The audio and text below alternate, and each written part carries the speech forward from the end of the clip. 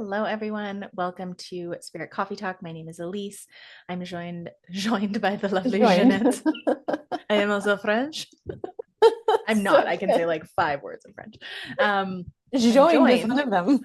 joined by the lovely Ginette Bureau, and we are missing Lisa, but we send her lots of love.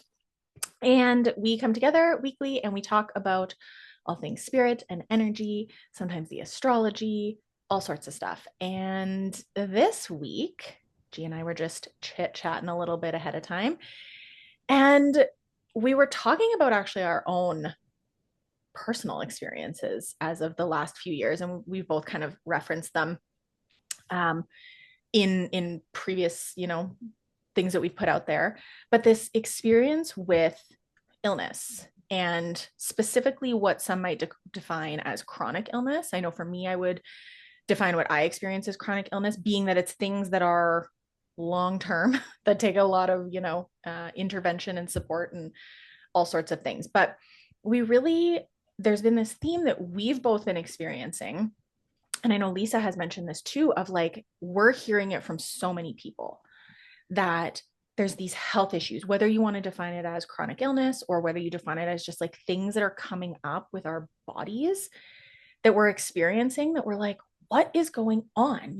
I work really hard at my health. I move my body. I eat foods that align with me. I'm the epitome of health. And then all of a sudden this thing happens and I don't know why, or I can't find the root of it, or it's this challenge that happens, even like I'd say like freak accidents, like hitting your head.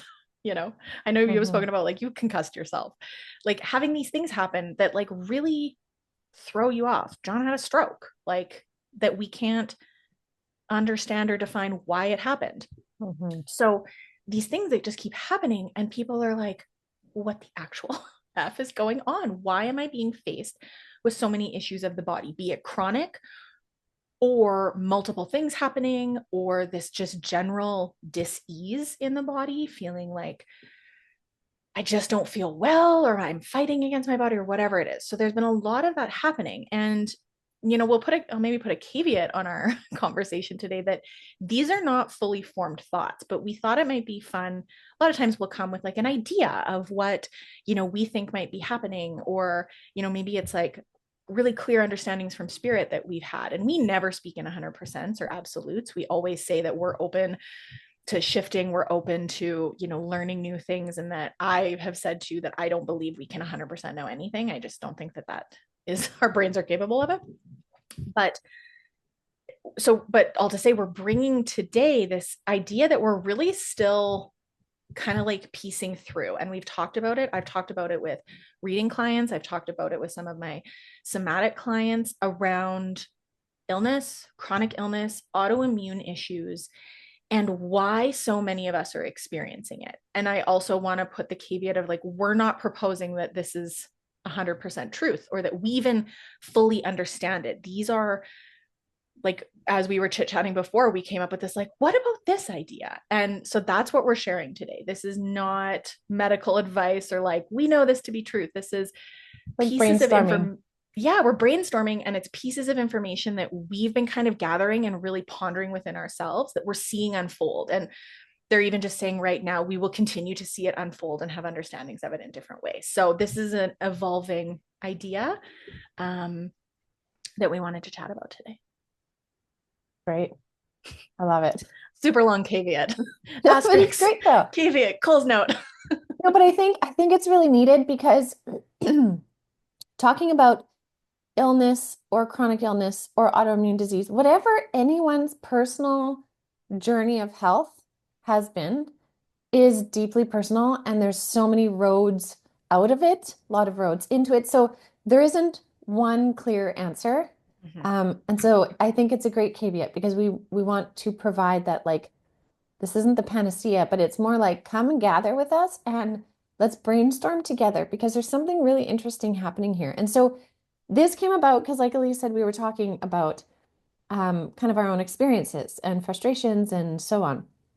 And then the question came up of like, why are we seeing so much illness in this in the last, say, 5 years, 10 years maybe. But like, why is there this generation of chronic illness or significant illnesses, like more so than before? Is it because people never talked about it before? Is our food just so bad that we're so sick now? Is the stress just so high that, we can't handle it? It's breaking our bodies down. I know I've talked about this in cosmic consciousness before. I've talked about the spiritual aspect of why we get sick and how we grow and learn through it. But we're not necessarily talking about the like soul journey of the experience of it. We're talking more kind of like why the physical experience of it. Like what could be behind this that we haven't thought about yet? And we kind of thought um, Anunnaki. We kind of thought Anunnaki. So before I get into that stuff, because I love to just nerd out on that history, Elyse, do you want to explain a little bit about like you talked about it so nice before, the energetic imprinting of trauma and like because we know we know of so many different ways in which we can manifest illness, but I've really liked what you were talking about. Can we start Mhm. there? Yeah, yeah, yeah. So, and we'll see too that your point around like food and the stress that we live in and the stuff, like there's so much that influences the health of our being. So, not going down those roads too much, but we're also not like throwing the baby out with the bathwater. That's a terrible saying. I Why did know, I where say did that? that come Weird. from? Anyways, you get the point. We're not discounting those things. We're talking about, specific pieces today. And there's a lot of talk in, the trauma world around the way in which trauma from pre-conception to, I mean, our entire lives, but especially, oh no, especially the in utero to 3 to 6 years old, and how deeply experiences in that time basically sets the blue, I don't want to use the word blueprint because we'll talk about that from a soul perspective, but it sets the Like an imprint? structure, imprint, yeah, um it sets the structure, the imprint of our nervous system, of the way in which our nervous system through our all of our senses will perceive and interact with the world. And the nervous system is about safety, right? Like full and completely. So experiences in that time frame, and this is not to blame moms or dads because they're operating from the same place, right? So it's no blame, it's just the reality that experiences in those time frames, ones of stress, ones of lack of safety, lack of attunement, so that like ability to support the child's nervous system and sense of safety, lack of structure. There's something called the ACEs, Adverse Childhood Experiences score. Anything in that realm, and they're adding even more to it now, will influence the way our nervous system responds. And it's even a lot more subtle than that. And so we have certain experiences in that time frame, and it creates this imprint in our nervous system whereby we then experience the world. So we talked about this in previous episodes, where then you seek out those experiences to try and complete or understand the incomplete experiences and imprints in our nervous system. So this is where that talk of like, oh, you attract what you believe and create and blah, blah, blah. Yes, that's true. Not your fault. Go back and watch the other videos because we've referenced it a few times. Not a blame. And then those things further reinforce beliefs, fears, traumas, etc. Usually, obviously, additionally creating more of those things within our body, within our nervous system, and we grow up. And then oftentimes there's a lot of talk. Gabor Mate speaks about this. Peter Levine speaks about this.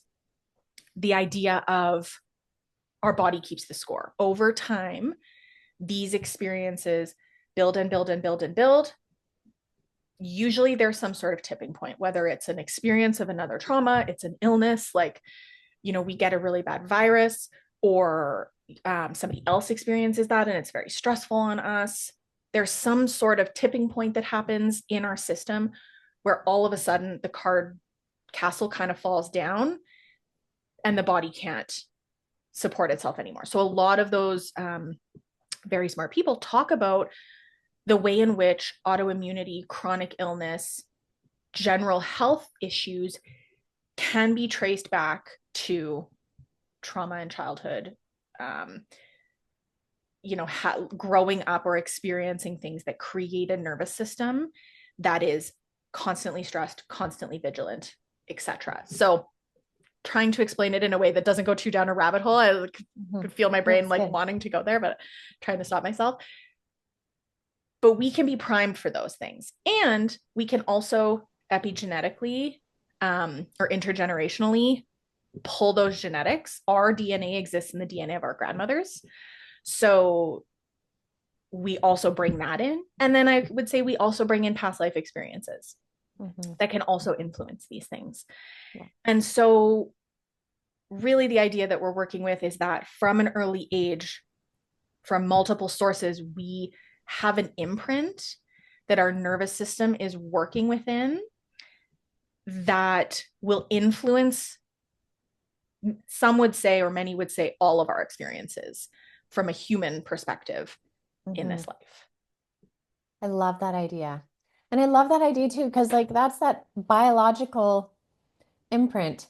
And then I love the idea when you were saying like, then we have the past life thing, is we then bring, so our mothers are creating this biological entity that will be part of our spirit. But then we also bring our spirit energy, which could be very separate. Like you could be a newer soul to earth coming into this really rooted biological history of perhaps trauma and experiences. And you're bringing in this higher soul energy and merging it with this physical biological history entity. And sometimes that could be a great cohesive unit, and other times it could be very disharmonic.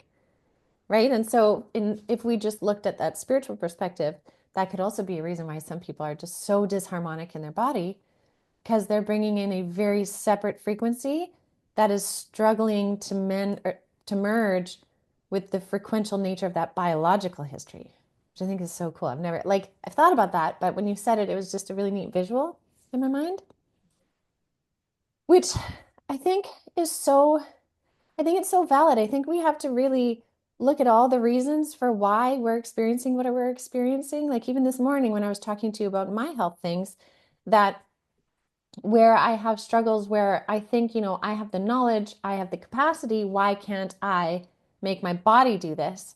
And it's really about looking at, well, what else could there be? Like, what else besides what we know of already, right? And we know of like medical issues. We know now, which is more commonplace, mental, emotional pieces to the story.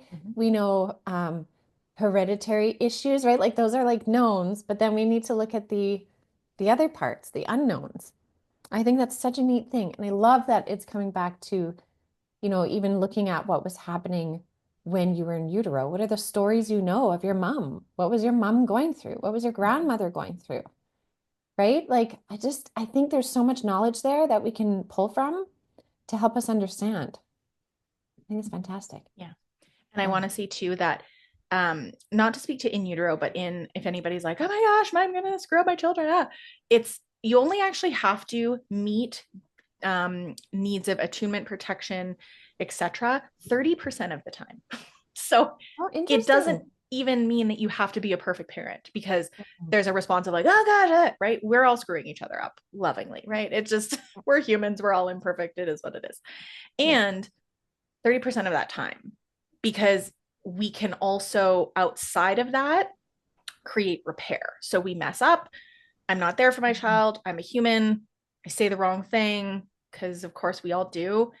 And then there can be the repair in the relationship. So just as a caveat, don't feel like you have to be a perfect parent. That's not a real thing. That's a good point.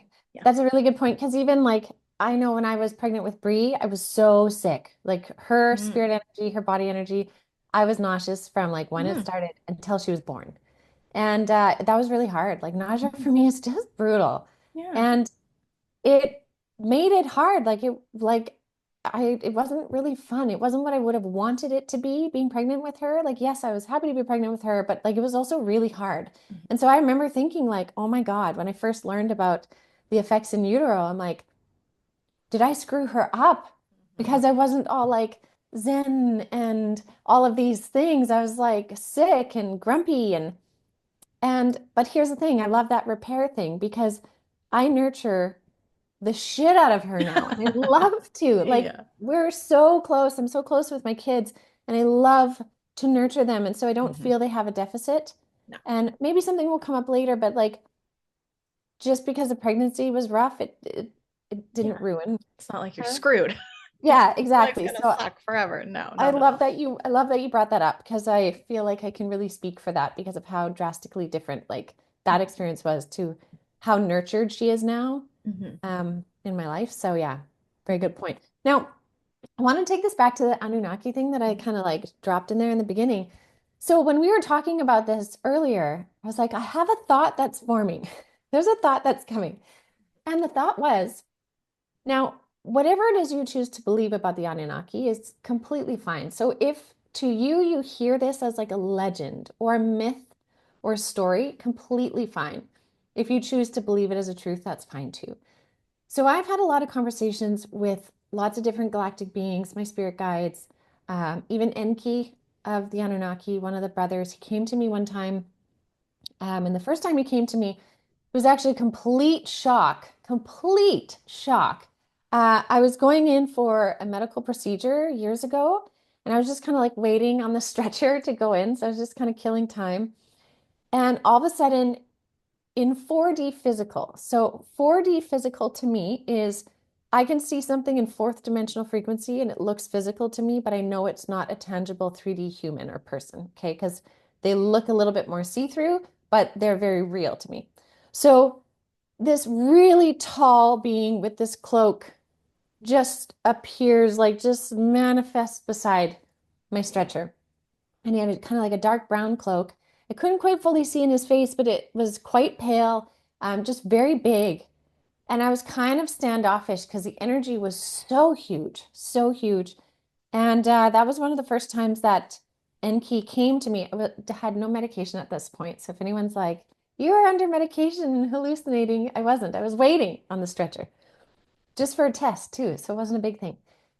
Anyways, he came forward and after I kind of calmed down because it was a bit jarring to see him, and I asked who he was, and he said he was Enki. And I was like, are you kidding me? Because I'd heard about the Anunnaki and I'd heard about Enki and Enlil, the brothers. And Enki was the positive brother, to make it a really short story.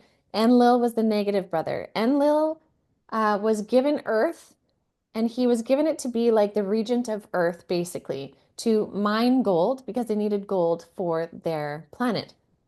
And he was creating with the native species on our planet at the time, kind of like a worker race. So there was genetic engineering happening.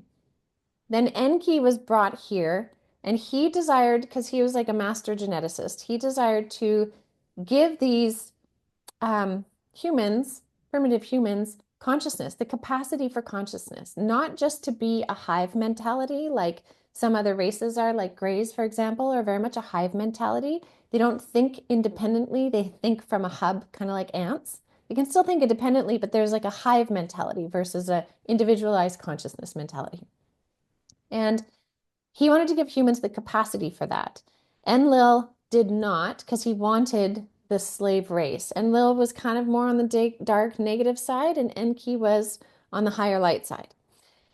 So what's interesting, and I'm trying to think of how to like crop this story so it fits what I'm talking about and not go down a rabbit hole. Mhm. Um, what I was wondering with when I was talking to Elyse is Enki said that he gave within our DNA, because again, just geneticist, he gave the capacity for us to spiritually evolve and spiritually grow and awaken into higher consciousness. So it's in our genetics.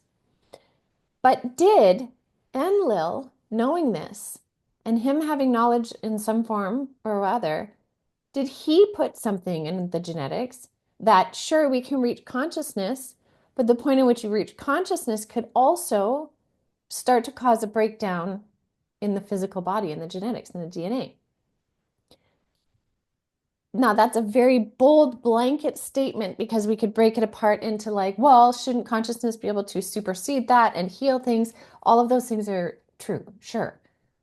But is there also something that we need to move through in this ascension point in these biologically lineaged bodies, all the way back to the very beginning of like DNA manipulation from the Anunnaki? And there's lots of other alien races that came in at different times, changing our genetics. But is there something that now that we are going through this kind of more mass awakening, is there something that is also breaking down and we're needing to find the pathways through that to heal it in a totally different way? Mhm. That was our question today. So I don't know if that's true. I Mhm. have no idea, Yeah. but it's an interesting pondering point. Yeah. And some of the, questions that I've pondered, separately before this conversation is,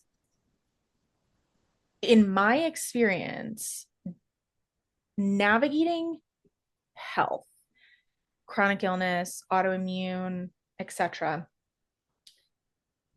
and I hear it so much in the autoimmune chronic illness community around how like deeply isolating it can be, and that people don't understand and people don't know how to support you, and people think, well, like, just do this, or why aren't you doing this, or just do that, da, da, da.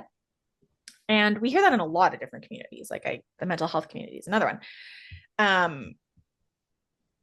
And so often it leads to such deep isolation, either perceived or real. Hmm. And like I've spoken about this, that like in the summer, and even for periods after, but really it was really focal for me in the summer, going through like a really intense flare up of this health issue, and like it bringing me to the depths of my pain, like the darkest of the dark night I think I've ever experienced. And like I was working weekly with my somatic therapist, and I was like, just to keep my head above water, because my body was struggling so bad and my mind was struggling so bad and my spirit was like, I just was in such a challenging place. And like through some of that work, we were going back to the most core of the core. And what I realized is that so many of the things, like different points that we were going back to, and I still am working on. So it's not to say like, oh, I have the magic fix figured out. So many of those like pain points, we'll call them, that I was working with and trying to support in my nervous system and my body and my experience, I could trace them back to like any other challenge I've had in my life. And I had this realization of like, these are the core things. Like, these are the thing, like, this is the root of any of the other challenges that I've had. These are the root pieces. And so, like, sitting with this idea of these experiences, I wonder if they're to give us the opportunity to bring us to some of the most core woundings and pain points and beliefs that we've carried with us from in utero, from early childhood, from past lives, from our grandmother's genetics into this life for transmutation and healing. And to like, as an asterisk on that, is like, that is hard. It is not easy. It is not something you do alone, I would say, because we need co-regulation and support in that. So find a somatic therapist, whatever. Like, this is the deepest of work. And that is really hard to access, because if you don't have appropriate care, like physical health care, if you don't have the finances, if you are living in a situation, right, in the world that doesn't give you access to those things, like healing is privileged. It really Mm. is. And so I think we are given these, I'm wondering if this experience with these chronic health issues for people are gateways into healing at some of the deepest layers, and that takes time. And I'm even just now wondering if it's not actually about the healing, it's about the willingness, Hmm.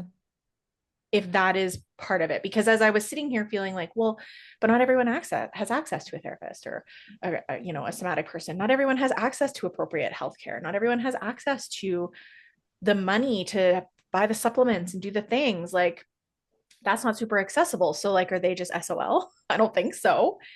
And what was coming forth for me is like, maybe it's more in this ascension process, the willingness. Mm-hmm. If you have the willingness to read the books or listen to the podcasts where this is accessible, do the journaling, try to support yourself in whatever way you can. And then if you have, access to these other modalities going down that road, maybe that is where that conscious evolution comes. So like, are you saying like if we had our 3D bodies, okay, Mm-hmm. and then we're going to our 5D bodies because we keep talking about 3D to 5D, Mm-hmm. but maybe if we take it back to Enlil manipulating the genetics, maybe once we hit that 4D body frequency requires the will to Mm-hmm. get through it and grind through it and grind through it Mm-hmm. because it's put in there to really actually try and kick you back to like, no, I give up, I can't, and stay 3D Yes. versus grinding through it to get to 5D. And we're that Yes. generation right now grinding Yes. through, or generations, right? Like, Yeah. I'm not saying it's just this one, but like, yeah, and we're grinding through that to 5D. Mm-hmm. Because yes, I would think so, because consciousness is not about perfection. Mm-hmm. Consciousness is not about being this like perfectly healed, like conscious evolution is about the willingness to know ourselves in a deeper way, mind, body, and spirit, and bringing that forth with us. Because this would also answer why, and we talked a little bit about this, like, I am not of the belief that every person can heal everything, right? There's soul experiences of we heal certain things or we don't. There's, you know, the realities of our human bodies and what they're capable of. There's also the infinite reality and potential for energy and healing. And so it's not to say it's not possible, but I personally don't subscribe to it's possible for everyone, because I think that for the people who work and try really hard and do all the things and it doesn't happen, that's a really harmful statement to hear. Well, you're just not trying hard enough, or you're just not doing enough to heal through all of these different modalities. I'm a believer of, metaphysical and energy and Western and Eastern I'm a believer of all the things for every person. Mm-hmm. So with that aside, I think we, if it's actually not about whether we physically heal the body or not, it's about the challenges of the body inviting us into conscious evolution at a deeper level. It's like the I final love that. boss. Yeah. It's Yeah. like, the big boss at the end of a video game where you're like, now it's the like, Yeah. you're going into the deepest layers of things. Yeah. And even if you get there or not get there, like whatever that means, Mm-hmm. do you have that willingness to sludge through between the 3 and the 5? Mm-hmm. I love that. I absolutely love that. I think it's such a neat idea. Here's the other thing that they're bringing up too. And I've been talking to a few different people about this, being like, why is this that I experienced it? And I can think of 2 other people that experienced it as well. That when these health issues really hit, and I think you would probably agree with this too, when these health issues really hit, and all of a sudden you're really dealing with it, my connection with spirit, like the volume got turned way down. Or or even when I'm like, okay, I can get there, there's nothing coming in. Mm-hmm.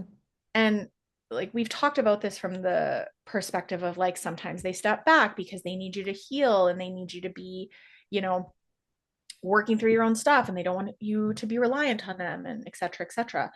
But like it also feels like the internet cord is unplugged a little bit. Yeah. And or, you know, you got spotty reception. And so I wonder if part of that is you are unplugged a little bit and you Hmm. actually are through that consciousness. It's like, okay, we need to disconnect you a little bit so that as you move through these things and you hold that willingness, you then are Yeah. able to be plugged in at a new frequency.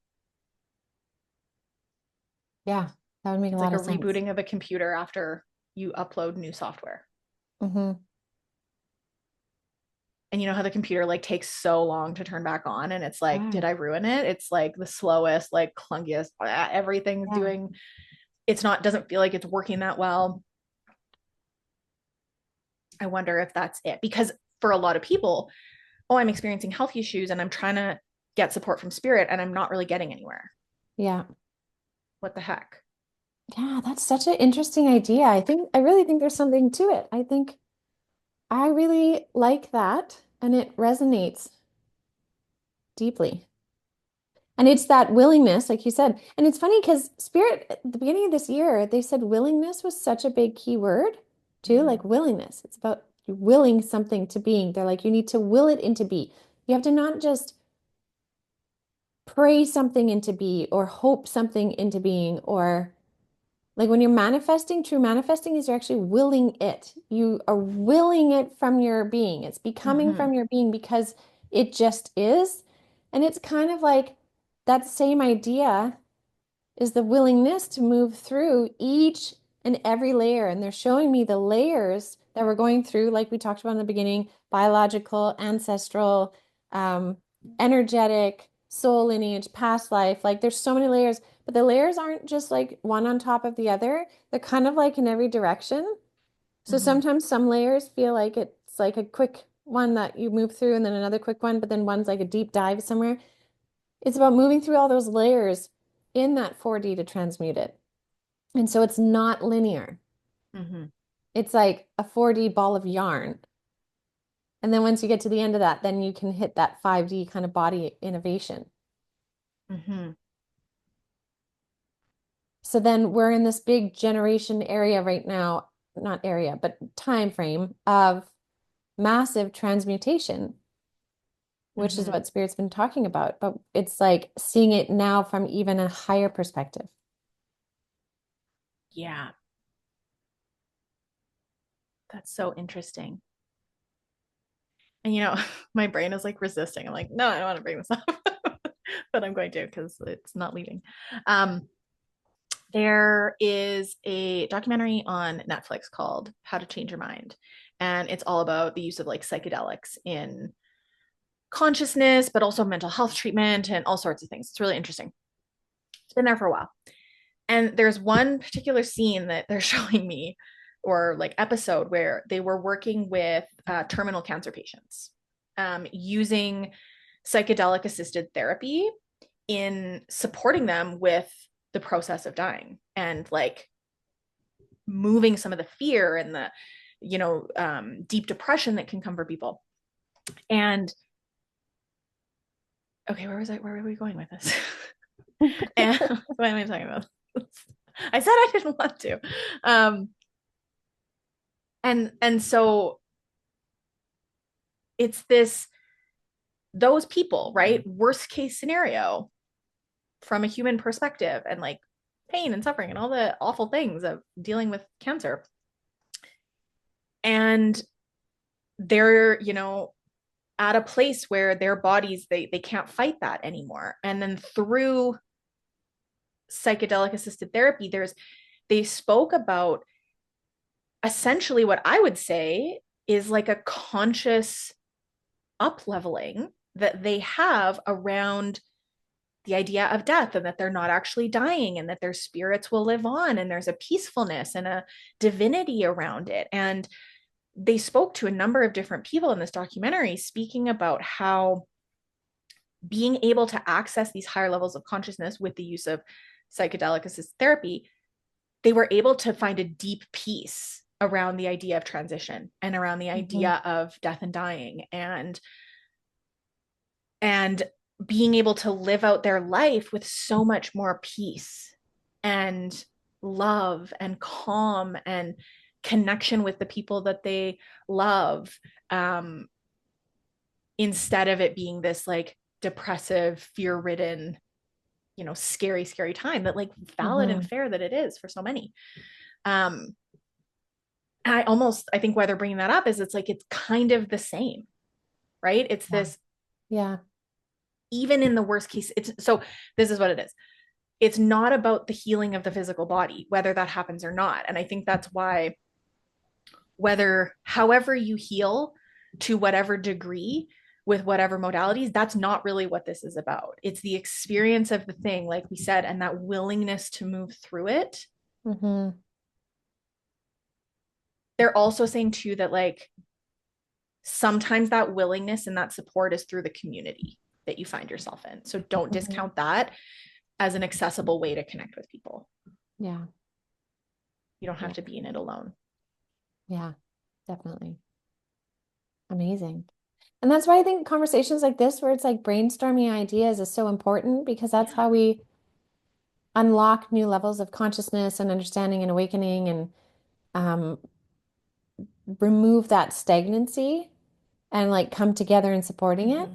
So, I mean, I would love to hear what people think in the comments too. Like, if Mm-hmm. you are listening to this and you're inspired by a thought or an idea, like share it in the comments. Mm-hmm. Because who knows what will come from this, right? Like, Mm-hmm. it's magic.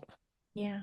And Yeah. sending you, if you're experiencing this or you know someone that is, oh, sending so much love, because it is not Mhm. easy, and it's a tough world as it is. And navigating these things from a human perspective is so deeply challenging and exhausting. And if you're tired and you're like, F this, I don't want to have to do the work, then, like, fair and valid too. And Yeah. honor that. And I think, for me, I've hit those points, like we were talking earlier, where I'm like, F it. I can't, I'm done. I'm angry to it all. Hmm. And then by honoring those feelings, I usually come back around to, okay, I've honored my feelings. Now I'm back in a more resilient place where I can have that willingness again. So if you're Yeah. not there, or this feels like, oh, I don't know, that's totally fine. And again, like you said, we're brainstorming. This is new kind of ideas to us as well. So Hmm. sending you love wherever you're at on Yeah. this, because it's not an Absolutely. easy road. Yeah. Okay. Well, Mm. like Ginette said, feel free to and ask it questions too. If you have other thoughts, or we could go deeper into other pieces, please let us know. And share this with somebody if you feel like it's going to be supportive for them. And we're wishing you lots of love.